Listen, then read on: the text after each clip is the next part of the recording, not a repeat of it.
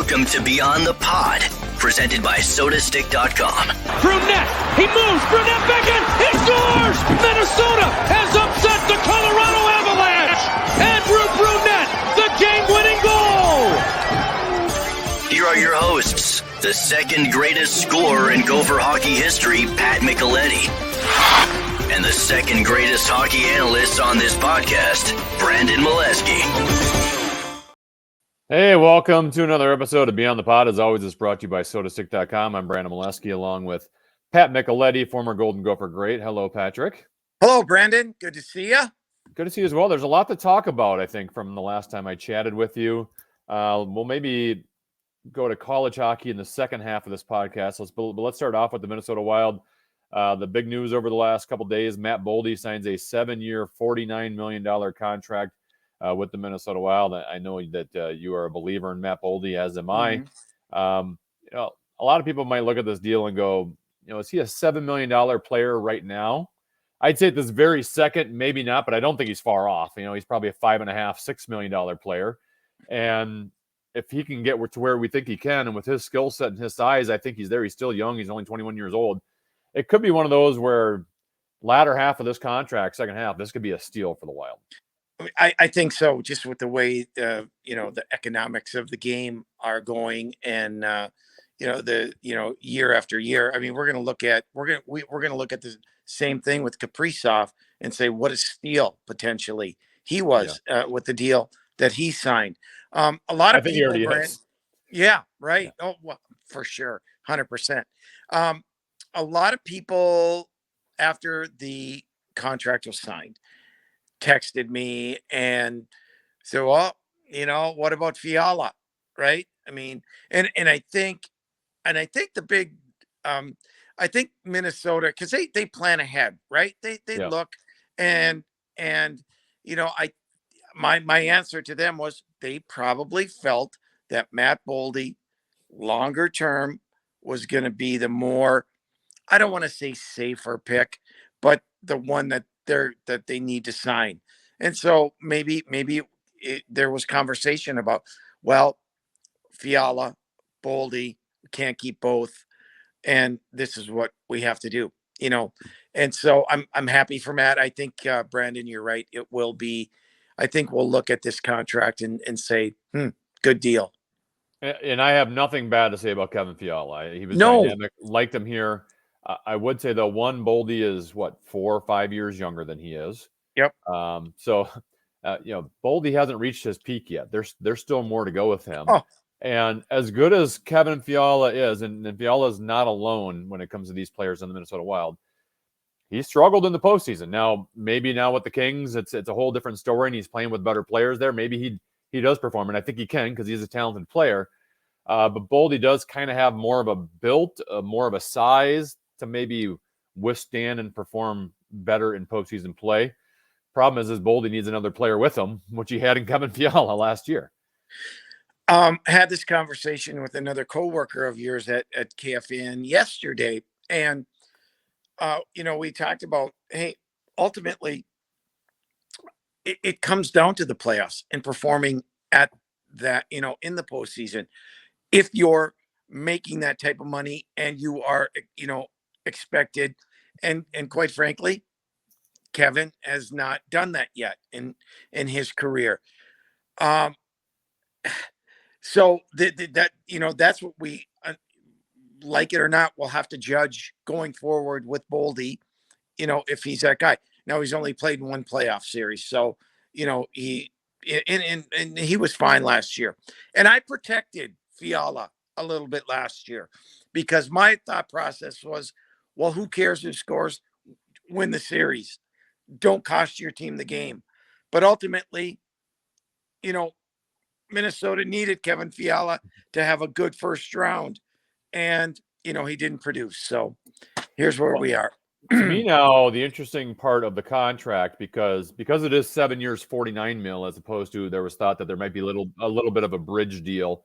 And from Boldie's camp, I would have done the same thing, to take the 7 years, because he'll still be 28, 29 years old and have he has another chance at a big payday. So him not doing the bridge deal to get the big payday is fine, given how young he is.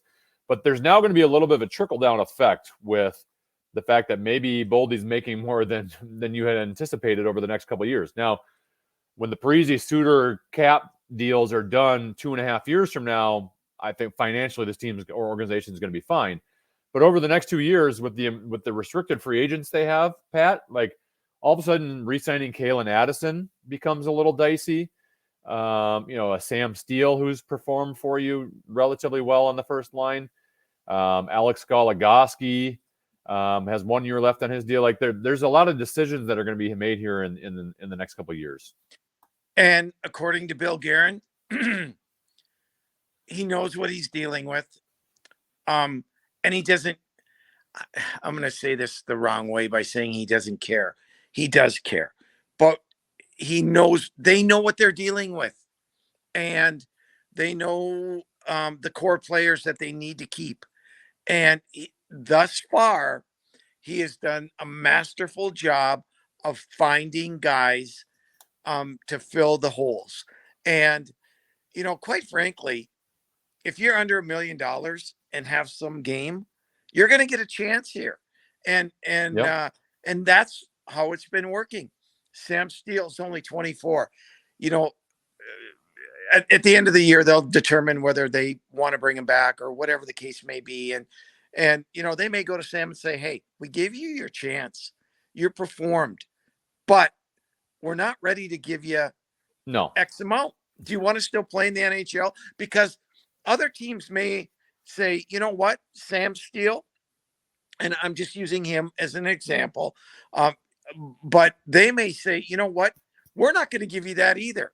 So I think, and how much does a guy love playing here and want to play here and be a part of it? So a couple guys may have to bite the bullet if they really want to play here. If not, guess what? There's a lot of players out there.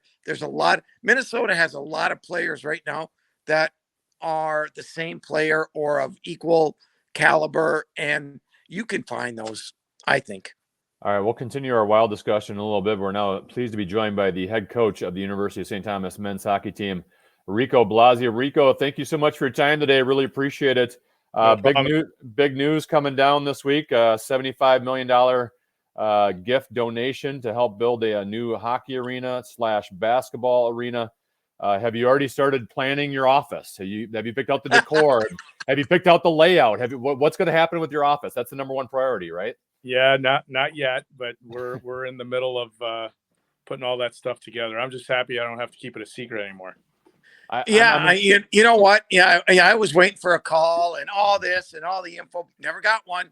So you are true and blue at keeping that. But I told you when you took this job, you are at a place where it will be a gold mine. And getting this arena is a game changer for the program. And I'm very happy for you. Thanks, Pat. I mean, it's been a fun week having the renderings come out and the announcement. I agree with you. I think it shows the commitment that St. Thomas has for athletics and Division I hockey. It allows us to attract some of the best players in our state and hopefully in North America as well. So it gives us a different view on what our program is going to be in about 5 to 10 years. All right. Go ahead, Brandon. I was talking to Pat about the arena before we jumped on the podcast and before we started taping. And this has been kind of a long process here, Rico, right? I mean, it's been a while of thinking you're going to be at one location, trying to pitch another location.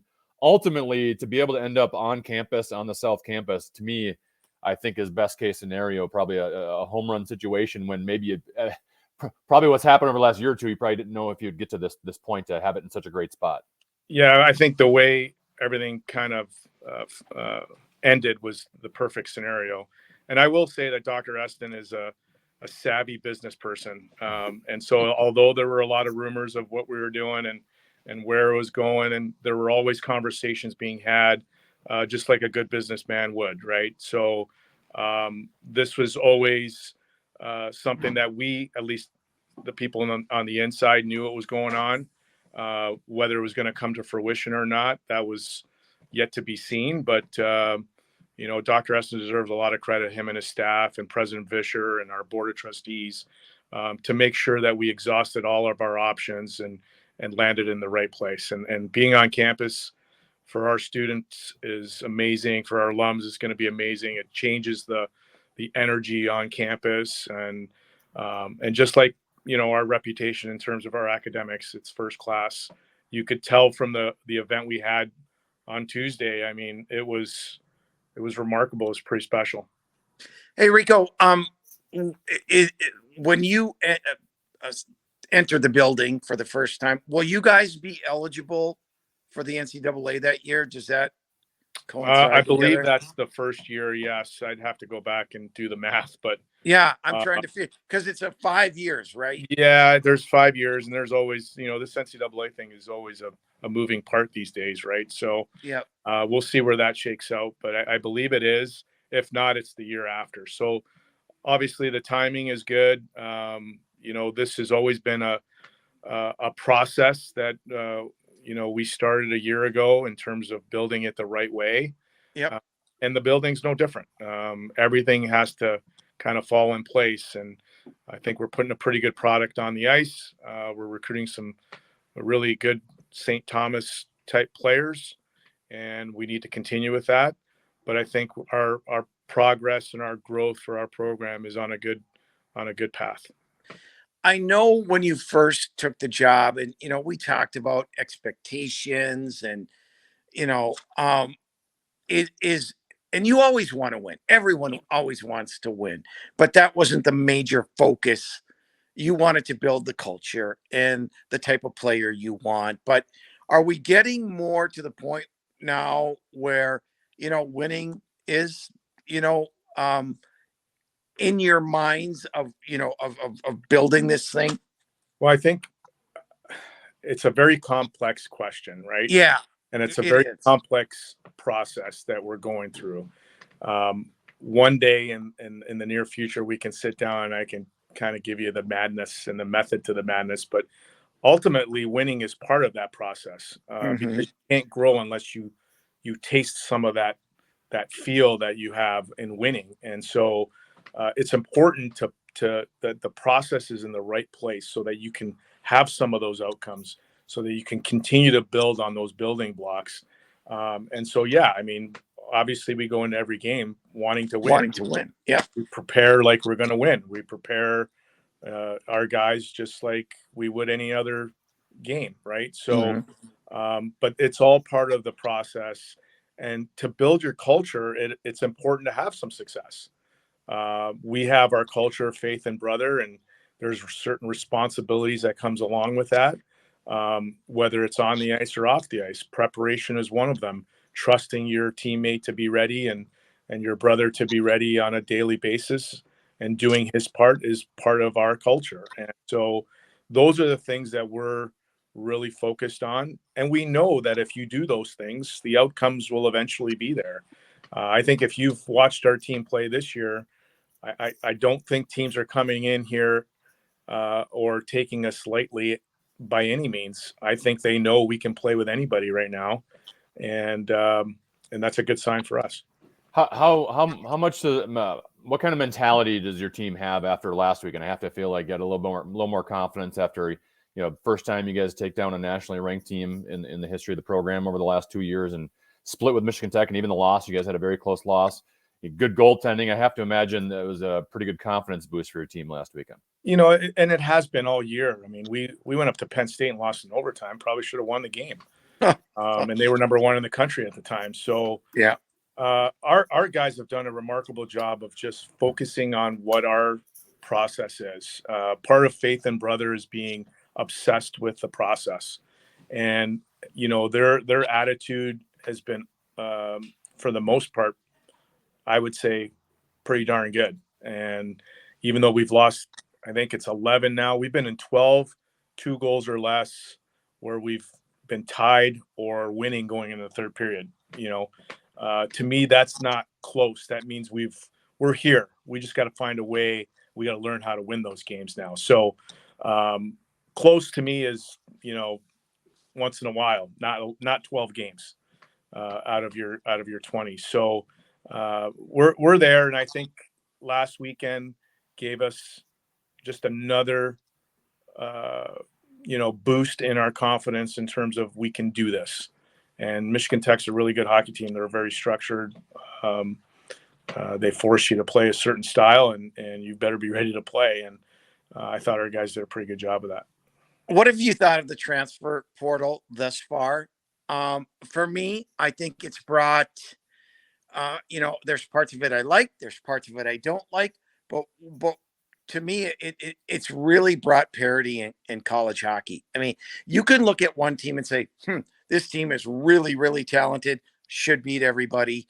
But you get some grad transfers in, or the portal guys transferring.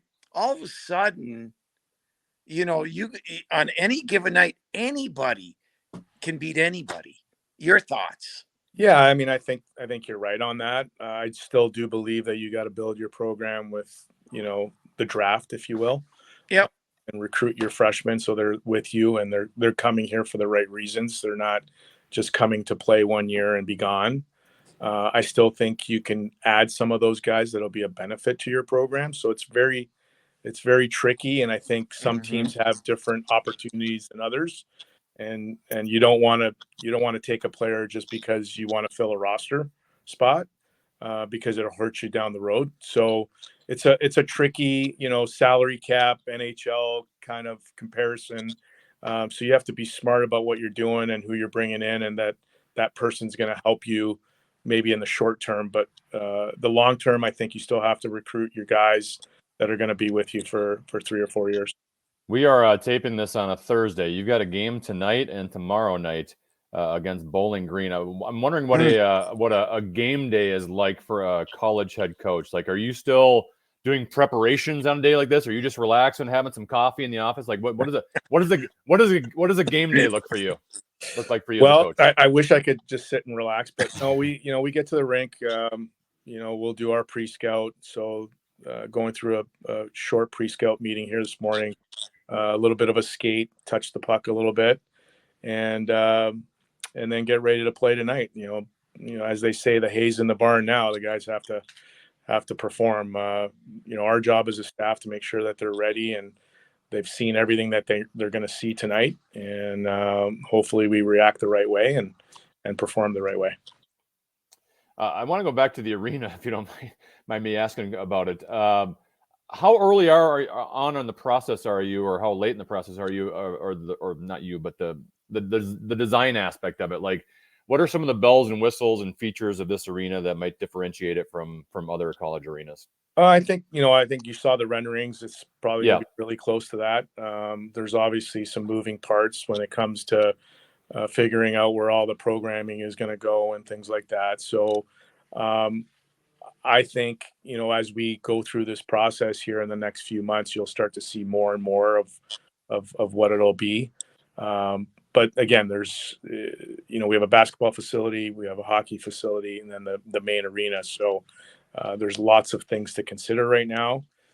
We have a pretty good blueprint on what we're doing, and we've been engaged in conversations, and I know Phil and his staff have been engaged in conversations for a lot longer. So it's just a matter of, taking it just like our team and our program. You got to go through the process of how this all works with architect, construction company, and things like that.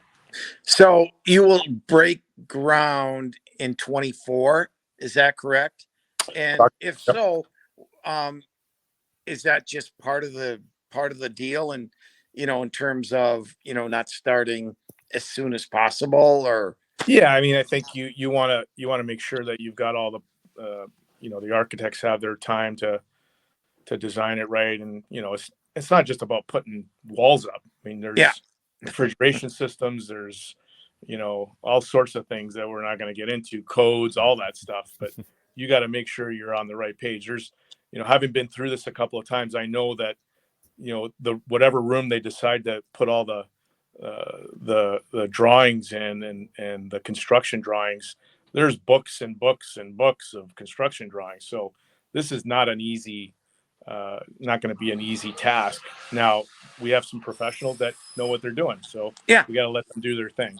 And obviously, you got to have a nice press box too. That's really important to butter We got to up have the a media. nice press box. You got to have a nice press box. We don't know if Pat's going to actually come to our games. But yeah, we'll have a nice press box and all that stuff. Now, once this was announced, did you get on the phone right away with recruits and let them know we got it?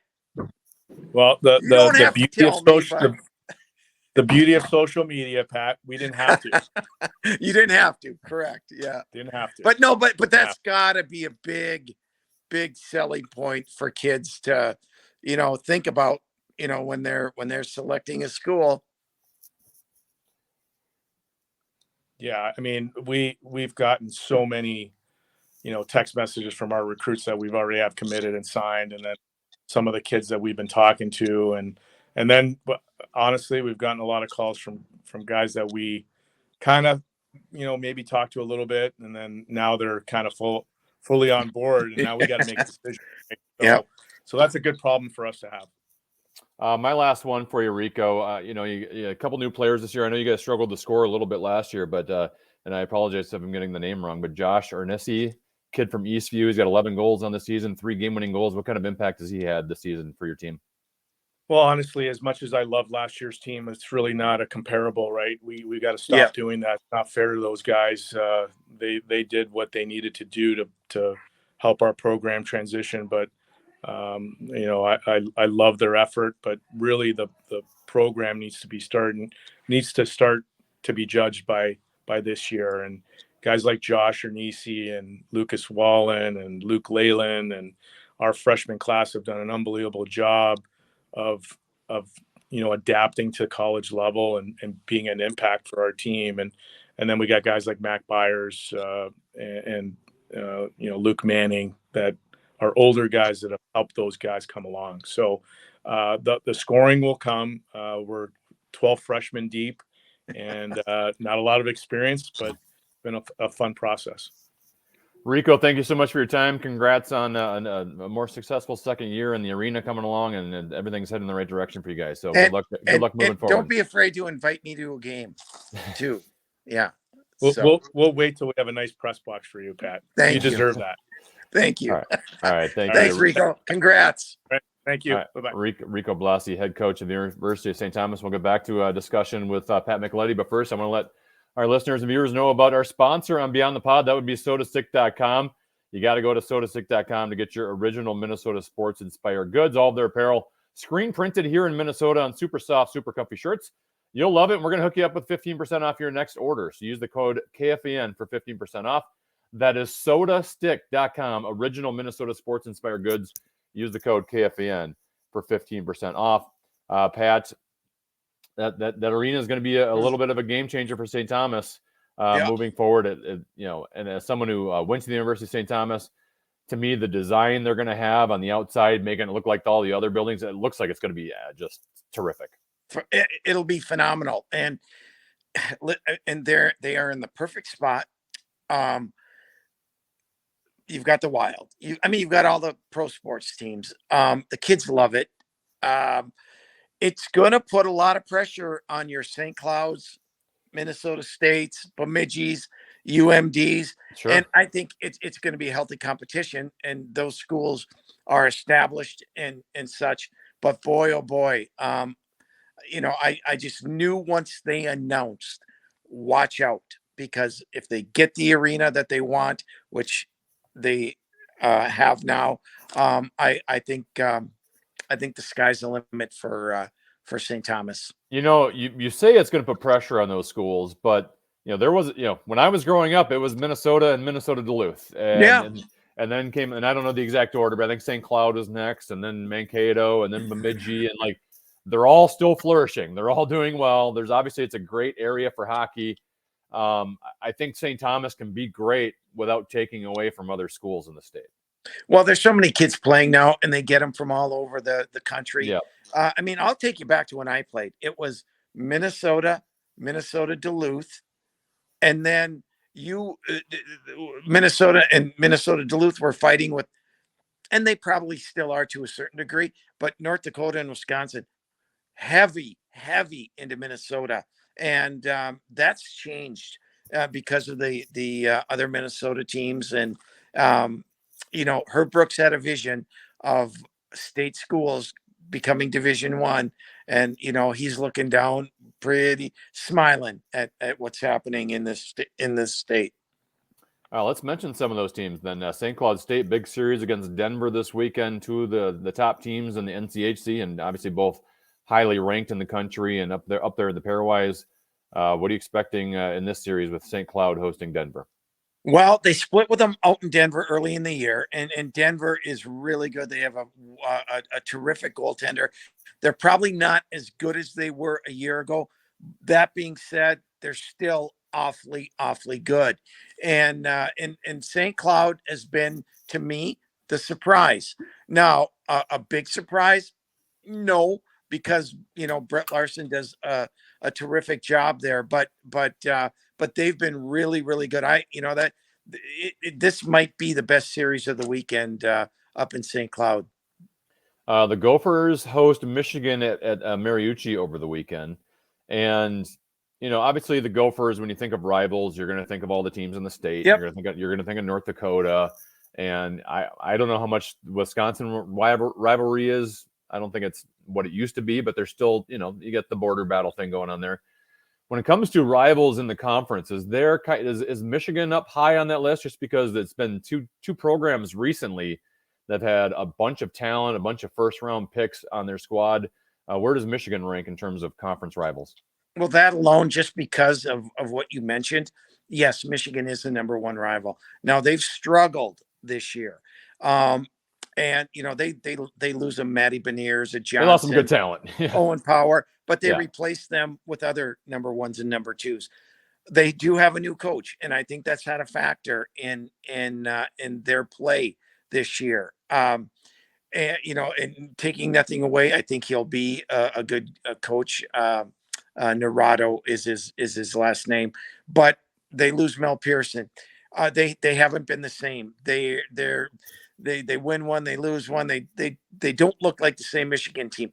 But when you look at their roster, they are probably the second most talented team in the country based off of talent.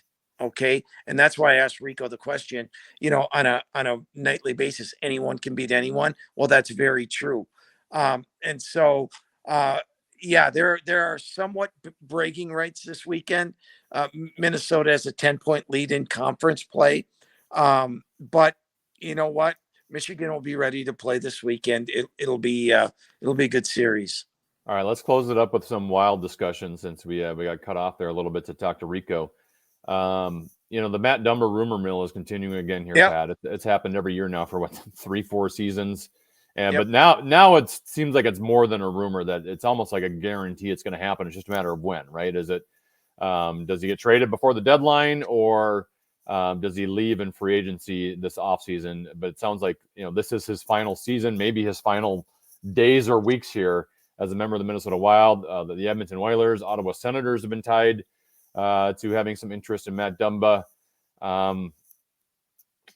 If you're the Wild here, are you wanting to keep Matt Dumba for the rest of the season to give yourself a chance? Do you trade him to make sure you get something in return before the deadline? What's just kind of your future outlook of how they're handling the situation?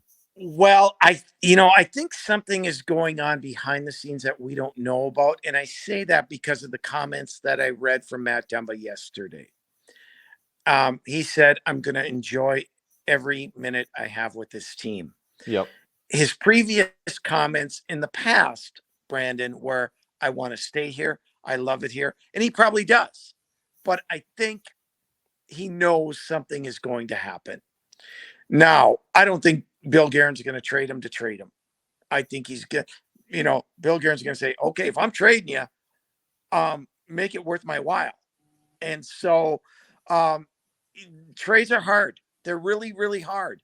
And so I just don't think he'll trade him away. That being said, I think a deal will probably get done. And you got to remember, and I teeter on if he's going to jump in the lineup right away, or if he's going to be a Matt Boldie, like where he needs time. And I'm talking about Brock Faber. Brock Faber is NHL ready. In my opinion, Brock Faber can be in their top 4 once he signs. Now that's me. And but Minnesota and Bill Guerin and Dean Evison and everybody, they don't like to rush their players. So that will be interesting to see if part of the equation is trading Matt Dumba, knowing that they have Brock Faber coming in, ready to play right away.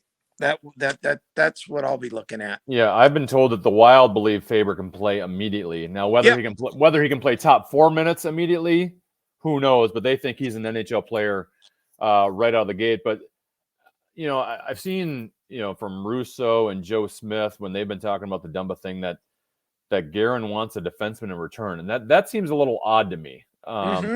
Because why are we trading him then, right? Right. If you're going to trade Dumba and bring in a forward that can play with Matt Boldie, makes sense to me. If we're just going to trade Dumba and bring in another guy who can play in the top 4, I don't, because it's not like the odds of you being able to commit to this top 4 defenseman long term with the way the salary is set up right now in the salary cap. I don't know if you can do any more than a rental. So that part doesn't make a lot of sense to me. If that's what happens with who we acquire, then. Well, you already have your top 4 defensemen. Why not just keep them? Unless you're if you're going to bring in a forward and play Brock Faber, that makes complete sense to me. Yeah, and maybe we have to look further, Brandon, because you brought up some names that potentially won't be able to return here based on a new contract. So are they thinking, hey, we might lose Addison, we might lose Goligoski, sure. We might, so. Sure. There's a lot of moving parts to all of this. And I because I know they plan ahead and what they look for. And you got to remember too, I agree with you because Minnesota has a bunch of young defensemen that are still in junior hockey. Yeah. And or in Iowa that have potential to play. So yeah, that's it may be a smoke screen too, that we want a D back. That's what we don't know, and we're speculating on. But for Brock Faber, there's no doubt in my mind that he can jump right in. All right, last thing before we go regarding the Wild, and this is probably a topic we'll talk about for the next 5-6 weeks leading up to the trade deadline. There was a name that I threw out before Christmas on the 10 of Fitzgerald of a guy that I would like the Wild to go after, right? Because I think we all look at the lineup and say, whether it's a center or a wing that can play with Boldie, like that's kind of your one need, right? Goaltending's been good. Yep. Defensively, they've been pretty solid, and you know what you have with your Grief line. You know what you have with the Kaprizov line. Your fourth line's been solid. Like there's kind of one missing void. And the name I threw out has been mentioned lately by the Michael Russos of the world. So I think there might be something to it. That Patrick Kane, Chicago Blackhawks. Now his numbers are down, and I don't know if he's fully healthy. I haven't watched a whole lot of him, so maybe he's hit the cliff a little bit. I'd like to think that maybe he's just disinterested playing in Chicago, and that maybe he'd be reinvigorated playing for the Minnesota Wild. But the Wild they don't have cap space next year, but they have cap space going into the deadline. They can fit him in. It's just a matter of how much you want to give up for a rental. But your thoughts on acquiring Patrick Kane before the deadline and putting him on a line with Matt Boldie? Pipe dream to me. I mean, that's the ultimate of ultimates. If you can get Patrick Kane, I think it would be virtually impossible, because I think whether it's fair or not fair, I think Chicago's going to want the moon for him. And I don't know, first of all, what assets you have to give up or what you would have to give up. Sure. And I think I think the Rangers are going to go after him really, really hard, because I think the Rangers think that they can win the cup. But every team that makes a playoff, and they can win the cup. And how much are you willing to risk? The Wild with Patrick Kane might be able to win the cup. You're darn right they could. You know, when just look around the league, look around the division. We've talked about the division. You and I went through the division, and you know, we in Minnesota might say, "Oh, we can't win." But what are they saying in Nashville? What are they saying in St. Louis? Those teams have a lot of issues. And I was gonna say, out of all the years, Pat, the Central Division doesn't look that scary right now. No, with what's happening with Colorado, losing the guys they did in the offseason, now they've had all the injuries. Like, they're not even in the playoffs at this moment. Like, the one scary team in your division you got to go through might not make the postseason. I still think they will. There's still a lot of year to go, a lot of season to go, but like, that scary monster. Yeah, you're looking at Winnipeg in front of you and Dallas in front of you. The Wild can win series versus those teams.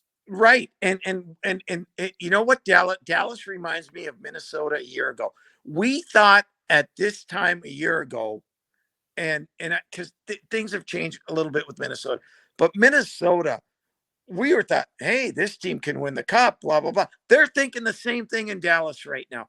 Dallas is on a high. They are scoring at a pace that is ridiculous.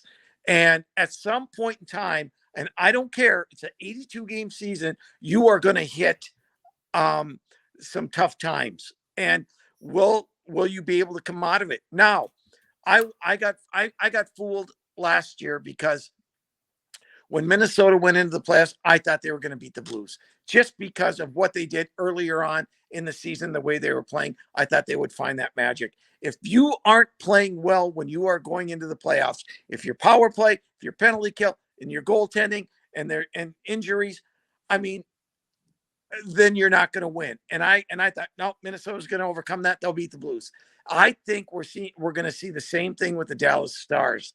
I think they're on their high right now. And can they go higher? I don't know, but they certainly can go down. And so I'm not worried about Dallas. I'm not worried about Winnipeg and Colorado. They may not make the playoffs. So the division is there for you. All right, Pat, it's time, as always, for your stick tap. Who are you going to give your stick tap to today? Well, I'm going to give two. Quick one, Matt Boldie. Congratulations. You earned it. You deserved it. You're a good kid. And, Minnesota's lucky to have signed you. Second, Lee Anderson, philanthropic gift to St. Thomas. And that's, you know what, not a lot of ties to the program or to the school. Yeah, he's not an alum. Not an alum. And he does it. And, he keeps the fire in hockey going, and great for the state, not only at the college level, Brandon, but youth, high school. That it's going to be a multi-purpose facility. Yeah. So thank you, Lee Anderson. All right, my stick tap today, the Hockey Humanitarian Award Foundation announced their 15 nominees for the 2023 Hockey Humanitarian Award, presented annually to college hockey's finest citizen. The nominees with Minnesota connections that I'd like to give a stick tap to today: Brendan Furry for forward from Minnesota State Mankato, Gabby Hughes she's from Lino Lake. She plays forward at Minnesota Duluth. Ryan Johnson, defenseman at Minnesota. Jordan Keeley, goalie for St. Mary's, is from St. Peter. Spencer Meyer, defenseman at St. Cloud State from Sartell. And Addie Scribner is a forward at St. Cloud State from Woodbury. So congrats to all of them. That's quite the honor to be a hockey humanitarian. All right, Pat, thanks as always. Thank you, Brandon. Talk to you next week. All right, he's Pat Micheletti. I'm Brandon Mileski. This has been another episode of Beyond the Pod. As always, it's brought to you by sodastick.com. Make sure you subscribe to us if you are watching on the KFN YouTube channel, or, of course, anywhere on the iHeartRadio app or wherever you get your podcasts. Thank you so much for listening. We'll talk to you next week right here on Beyond the Pod.